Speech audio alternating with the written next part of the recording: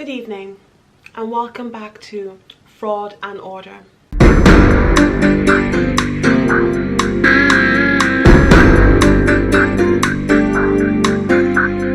The web series where we discuss fraudulent behaviours perpetrated, exhibited and displayed by people of a rather fraudulent nature. In my right hand I have a bottle of wine which I had sourced for me from a very remote and intricate winery in West Provence, France. It's a very expensive bottle of wine and I only take it out on very special occasions. And I believe today is one of those because we will further discuss the case of Usman Toure, also known as Usman is he. We have now established that he was a married man. Well, he is a married man. We have also established that he's fraudulently scammed a young lady. But before we can delve any further into this case, I urge you to please subscribe to my channel. Thank you very much. Let's get into it. Right, so wait, we left off where I found out that Usman was married. So yeah, my first instinct was to actually, hang on, if you've just stumbled across the second part of this video, I suggest that you go back to the first part because none of this is going to make any sense to you unless you watch the first part of the story time. Thank you. So I found out that Usman was married and my first instinct was to call him because I just needed answers. I was so confused. I was like, I need some kind of answers. Like, this is crazy. So I rang him and lo and behold, he sat in a bar, like a shisha bar, right? And so I'm like, I need to talk. So I FaceTimed him and I was like, we need to talk. And he turns his phone around and he's like showing me how he sat there in some shisha lounge and he sat there with like 3 girls. And I'm just like, ugh, you make me ill. You actually make me ill. So he's like, yeah, I can't really speak right now. And I'm just like, no, you can and you will speak to me right now. So he goes into the bathroom and he's like, what do you want? And I'm like, you're married. You're married? And he's just like, what are you talking about? I was like, you're married. I saw the Facebook page, you idiot. And then he was just like, oh, so what? I'm like, what? Like, are you okay? Are you actually okay? He's like, so, like, what's your problem? Like, is your problem that you want your money back, or is your problem that I'm married? Both is good. At this point, I'm looking at him like a deer in headlights. Like, I'm just like, this is not the guy that I knew. Hi. Wait a minute. Who are you? Like, it was so scary because it was literally like he'd become a different person. Do you know what I mean? Like, when I was seeing him, I remember saying to my friends, like, I like this guy, but he's kind of clingy. Like, I felt like he was literally like obsessed with me. Do you know what I mean? Like, I remember one time my mum was supposed to come and visit me and he was like, oh, I can't wait to meet your mum. And I was just like, I barely know you. Like, you're not going to meet my mum. Do you know what I mean? And then like another time, like, he just kept talking about future plans and stuff. So I would try to like derail him or like try and sow the seed in his head that, like, you know, slow down. So I try and say things to him like, oh, I'm not really sure what I'm gonna do. Like, I think I might want to move back to Ireland, or I might want to move to Canada, have family there. So I'm trying to tell him like, okay, slow down because you're moving really fast. So, but he'd be like, oh, you know, if you're moving back to Ireland, I'll move back to Ireland with you.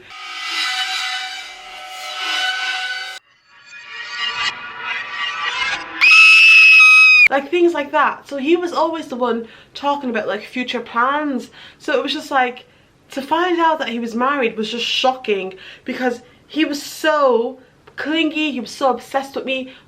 Just go away. Oh, literally obsessed with me. When I was seeing him, and like in my mind I thought it was because he was really into me, but really it was because he was grooming me. That he wanted me to believe that he was really into me. He wanted me to believe I was like the only woman in his life, so that I'd feel comfortable enough to like give him money.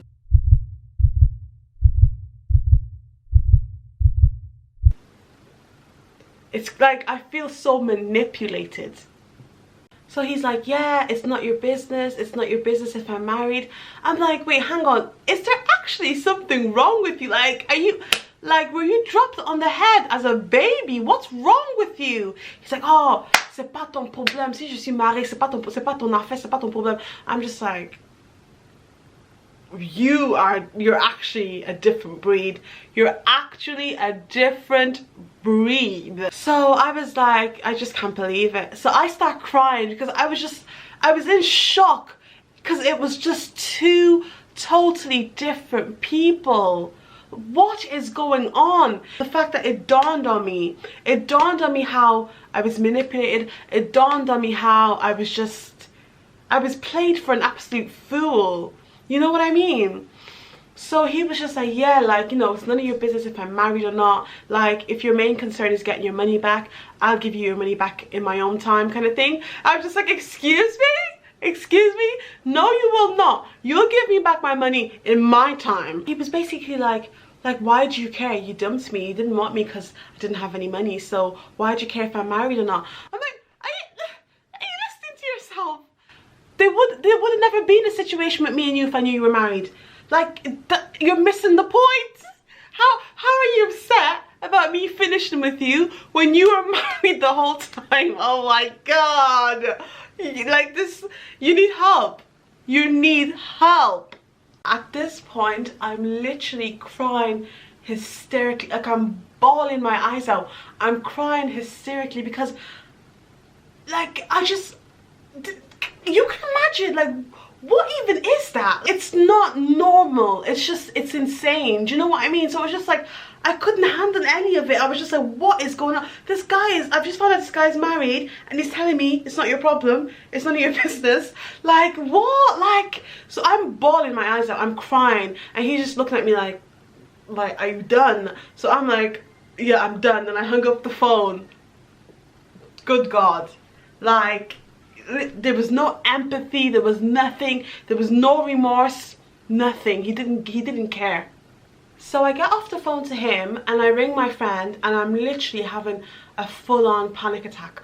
Like, I can't even get my words out. I'm like, she's like, Sarah, what's wrong? I'm like, yeah, remember the footballer guy I was seeing? I just found out he was married. And I rang him. I confronted him about it, and he was like, it's none of your business. Like, and my friend was like, what? Like, what are you talking about? Like, the footballer guy, he's married. And I rang him, and he's in a bar, a shisha bar, with loads of girls, and he owes me money. And guys, my friend was just looking at me like, breathe. What's going on? I'm not understanding anything you're saying. So my friend was like, are you going to tell his wife? And I assessed the situation and I said no. And the reason was, now, given it was me in this predicament, I would want to know. I would want to know straight away. Let me know expeditiously, quickly. Expeditiously. But not every woman is like that. There's certain women that would just rather not know. I'm not naive. All men have the potential to cheat. Do you understand? And at the end of the day, if my man's going to cheat, all I ask of my husband or my boyfriend, who is my long-term partner, who I would have been with for a while, who would definitely love me at that point in time, would be that you respect me enough for me not to find out. Do you understand? No woman should be able to see me and approach me, because you would have trained your side bitches to know their lines and know their positions. And I gathered that she was that kind of woman, because it didn't make sense to me how she couldn't have known about me or couldn't have known about other women. Because I would go to this guy's match, right? I'd show up to the match, go to the ticket booth, and I'd be like, oh, I'm Usman's girl, and they'd let me in. Do you know what I mean? And I'm sat front row at all these matches. The amount of time that he spent with me, whenever he was with me, he was never on his phone. Like, I'm ringing him after I find out he's married and he sat in a shisha bar with multiple women. So it's like, how can this girl not have known that her husband is for the streets? How could she not have known that he's for the concrete and he's for the pavements? For me, I'm thinking she does know. I'm not getting involved. I'm not about to go to this girl, come to her as a woman and say what to her? Oh, by the way, I'm coming to you as a woman to let you know that I'm one of many. No, she knows. So I'm like, nah, I'm not coming to anybody as a woman. The next day I woke up and I was absolutely fuming. I was raging because like I actually processed it all. It was just like, what? Like, this guy has taken me for an absolute prick. And I'm not having it. I'm not having it. So I woke up and I thought, I'm back with a new vendetta. I'm back with a sick vendetta. When I first met him, he was signed to a football team. That football team had gone bust. They weren't paying him. But this was an ongoing situation. This was happening before I'd even met him. So he starts asking me for money because he had no money, right? But now, when I'd finished with him, he'd signed with another football team. So he was transferred from that football team to another one because obviously the other one were having issues with paying their players. So now I'd known that he'd signed on to a new team because he'd posted it on his social media. So after that conversation I had with him where he was literally laughing at me whilst he was in the shisha bar, laughing at me, sat with all these girls and like did not care that I was really hurt by finding out that he was married, I was fuming the next day because it was just like, how can you go about treating people like that and thinking that you can get away with it? Like, it's just not okay. So I took it upon myself. I thought, you know what, karma's gonna come and it's gonna come quick. The inner 6'9" in me came out. The inner 6'9" came out. You're mad, I'm back, big man. I mean, Karen came to play. I said, let me speak to your manager. Let me have a word with your manager. Took out my little laptop and I sent an email to his new team. To whom it may concern, your new midfielder owes me a substantial amount of money. I met him online a couple of months ago and I was under the impression that he was single. We started dating. Unbeknownst to me, he had a wife of a year and a child. He's refusing to give me back my money. Please let your midfielder know that I contacted the team and urge him to give me back my money. This would be highly appreciated. Attached below are pictures of him and his wife and pictures of me and him, and you can see how he lives a double life. Kind regards, Sarah. Excellent. So he must have got wind of the email and he rings me and he's like, what are you playing at? What do you think you're doing? What do you think you're doing? You're crazy. And I'm just like, look, I've asked you multiple times to give me back my money. This whole situation, I've done nothing to warrant any of this. I've done nothing but support your stupid ass. Okay, you're completely in the wrong. Everything that you've done is just awful, and the least you can do to somewhat make it right is to at least give me back my money, and you're refusing to do that. So now the gloves are off. Like, the gloves are actually off. It's a free-for-all right now. Instead of like a normal person just doing the right thing and just sending back the money, he decides that he's gonna block me everywhere. So he blocks me everywhere, and that's all well and good. Like, I don't mind being blocked. I want to block you too everywhere as well. But the thing is, you owe me money. He blocked me everywhere, thinking that, okay, this is gonna get rid of me now and he won't have to give me back the money. Wrong. You gonna learn today. Oh, you gonna learn today. You gonna learn today. You gonna learn today. I went back to the Facebook page where I'd discovered that he was married, and he'd blocked me from that page, so I made a new account, as you do. Anyways, I go back onto the page now and I'm like looking at all the pictures, right? And it's like, I'm looking at the pictures, I'm looking at the statuses, and the overlap, guys, the overlap. It's like he'd post one status about how much he loves his wife, but 2 days before he was with me.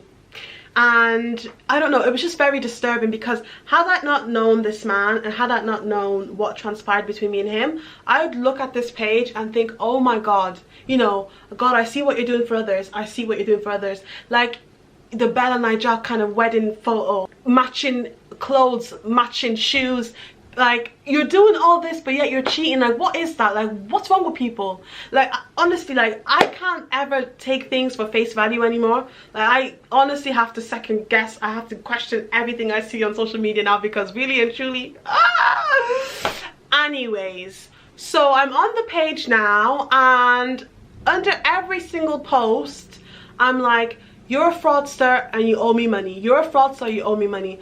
Aww. Your husband owes me money on the wedding pictures. I don't care. Like, I'm cruddy now. Like, I've asked you nicely. I don't want no parts of this no more. Literally, kindly give me my money and let me exit stage left. But you don't want to do that. So now what? Next thing you know, I get a notification and it's a message from a woman. It's his wife. And she says to me, she says, give me a number, I'm going to call you, but first things first, you need to delete all those messages and comments you've left under the pictures. And I said, say no more, sis, say no more. So now I'm trembling. I'm thinking, woo, the smoke, like this is about to be the ghetto. Like, I'm in the ghetto. so she calls me now and she's like, hello? And I'm like, hello. And she's like, it's Usman's wife. And I'm like, it's Sarah, nice to meet you. And then she's like, you know, tell me what's happened from the beginning. So listen, me, I start singing like a canary. La la la la la la la la la la. Oh. La la la la la la la la la la la. La la la la la la la la la la la la la la la. I'm like, okay, so I met your husband on Tinder. Didn't know you were married to him, obviously. Told me that you were some girl that he got off with in Paris. Told me that the child that you have together, he doesn't even know if it's his. He's still waiting on a DNA test. He told me about his son, and she was like, his son. Hold on. I said, hold up. Wait a minute. What are you talking about? And I'm like, what are you talking about? She's like, he doesn't have a son. Huh? No, it cannot be. Is this woman really gonna sit here and tell me that she doesn't know her husband has a son? Because now, no. I said, what do you mean, what son? It's all over his Instagram. And she's like, I don't know what you're talking about. And I'm like, send me the Instagram account that you have for him. She sent me the Instagram account she has for him. Number one, I was blocked from the account, so I couldn't even see it. But what I could tell is that it wasn't the same Instagram account that I had him on. This guy had separate Instagram account, separate Facebook account, separate WhatsApp, separate Snapchat. Oh my days. As in, he was literally living a double life.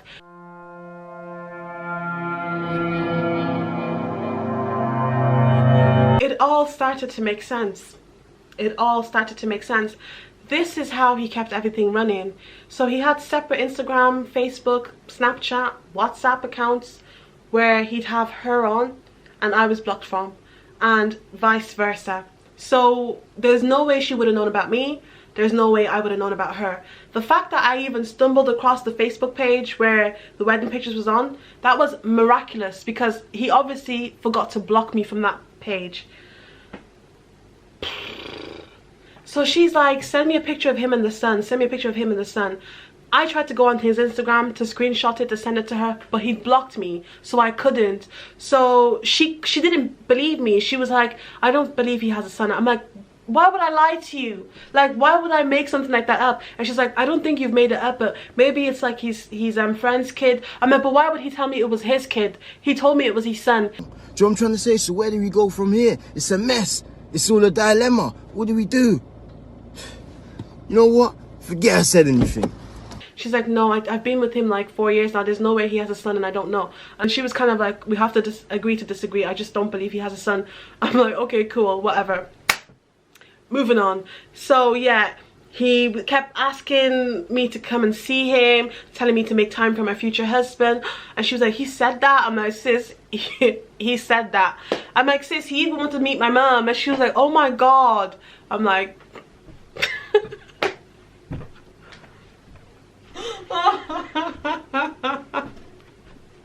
men are trash. Men Men are trash. I said, sis, tell me why your husband was coming to my house and requesting what he wanted to eat. Tell me why I was seasoning meat and there was like Maggie going under my nail bed. I was actually seasoning food for your husband. Like, tell me why this was happening. And she was just like, oh my god, oh my god. And yeah, basically I told her everything that happened between me and him. And I told her about how he owed me the money. So she was like, send me all the evidence that you have. The screenshots, voice notes, pictures, anything you have. And I'm like, fair enough, I'll send it on. And then she was like, thank you so much, thank you for telling me. And I'm thinking, like, I felt guilty then because I'm like, oh, I would have told you earlier if I had have known that you didn't know. I really thought you knew. I told Will from the gate, I said, let me tell you something. If you marry me, know this. We're going to be together. We're going to be under the same roof.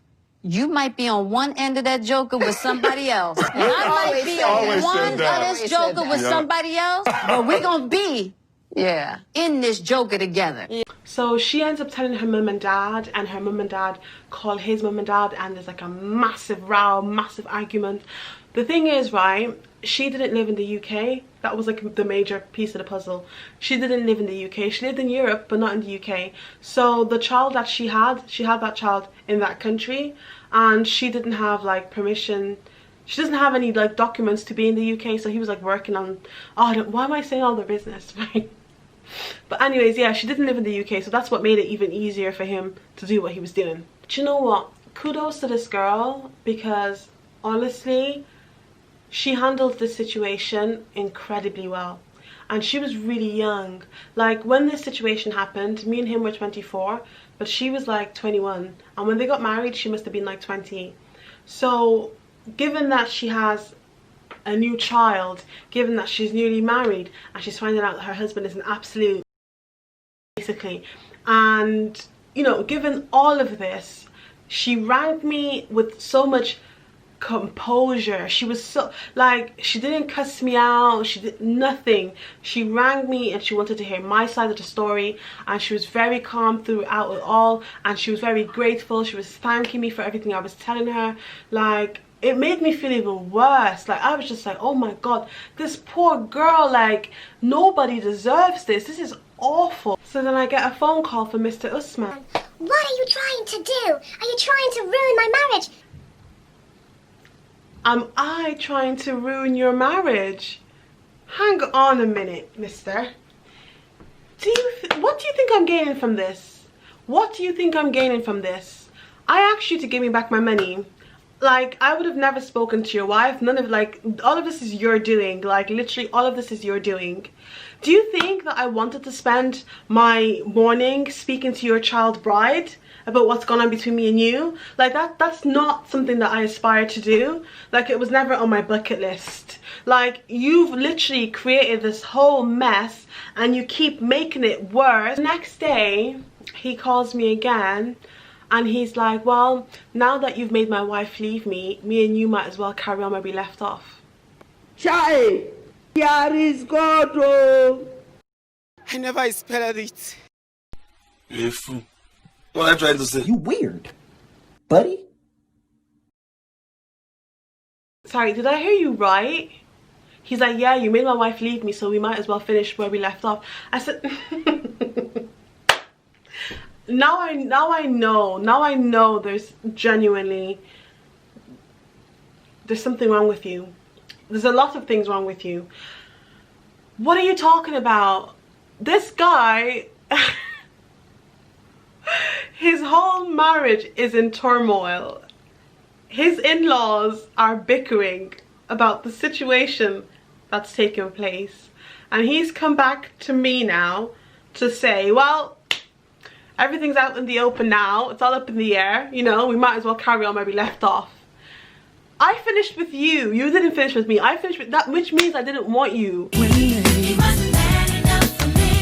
So this idea, like, let's carry on where we left off. You're deluded. You're absolutely deluded. Just run me back my money. That's all I want from you. He's like, no, obviously if you've gone through all this trouble now, you obviously still like me. I'm like, no, I don't. I don't like you. I just want my money back.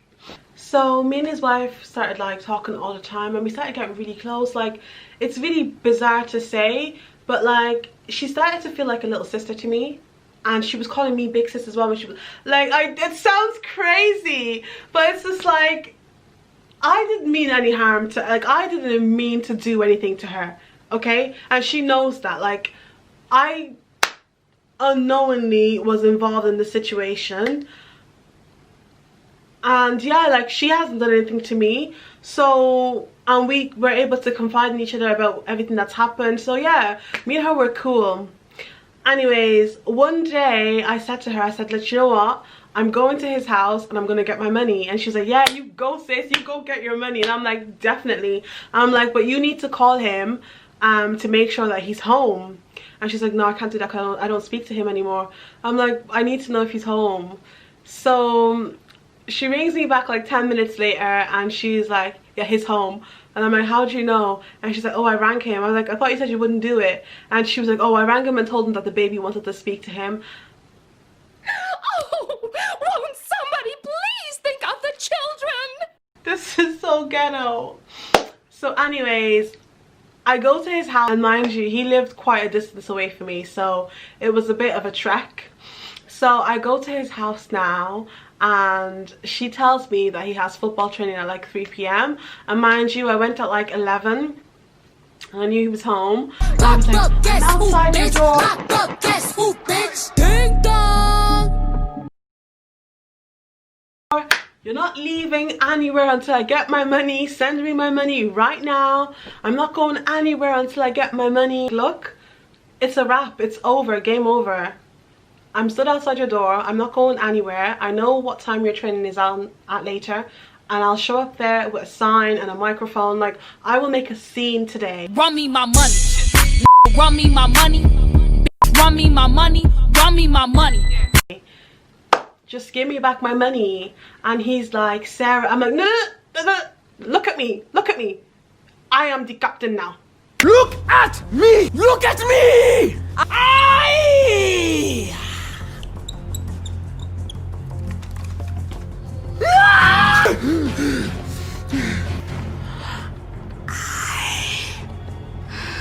am the captain. So I'm like, what's it gonna be? What's it gonna be? And he was like, still not sending the money. So I was like, right, he wants a scene. I start screaming like a banshee in the middle of the street, right? Like, literally, his whole street was just looking at me. Then I was going into like the corner shops, and I was saying to like a little Indian corner man, that guy over there, he owes me money, he won't give me back my money, he's a fraudster, he's a fraud, you have a fraud, a con artist living on the street. And the Indian man is just looking at me like, oh my god, what is going on? I saw his postman and I was like, oh my god, I hope you're not delivering mail to that guy over there, he's a fraudster. Anyone I saw, I just told them the story. And in the end, this guy was just like, oh my god, this girl is actually crazy. So he rings me, he's like, okay, I'm gonna send the money. I'm like, yeah, you better. Guys, he sent me the money. only statements, my name's on is bank transfers in. Local scammer, do up glamour, belly on face from do up slammer. You met your match. You thought you were mad, and then you met someone who was even madder. Like, you met your match. Don't ever play with me again. So as soon as I checked my account and I saw that the money had dropped, I blocked him everywhere. Like, with the speed of light, I blocked him everywhere. Never want to see or hear from this creepy guy again. When I got home that evening, his wife texted me and she was like, has this man said sorry to you? And I was like, I wouldn't know, sis, I've blocked him everywhere. And she was like, well, on his behalf, I'm asking you to forgive him. And I was just like, I don't think I'll probably ever forgive him, because inevitably he tried to ruin me. He tried to ruin me. What? Like, and she was like, yeah, I know, don't do it for me, don't do it for him, do it for my daughter. Like, what the hell? I'm thinking, after all this, you're asking for forgiveness on his behalf. I said, whatever, me, I got my money back. I forgive. I forgave. But yeah, that's the end of the story. Literally, It's crazy. It's the most insane thing that's ever happened to me in my life. I mean, it's just, wow. Choose your husbands wisely, girls. Look at me. You are the subscriber now. Subscribe. Look at me. You are the subscriber now. Subscribe.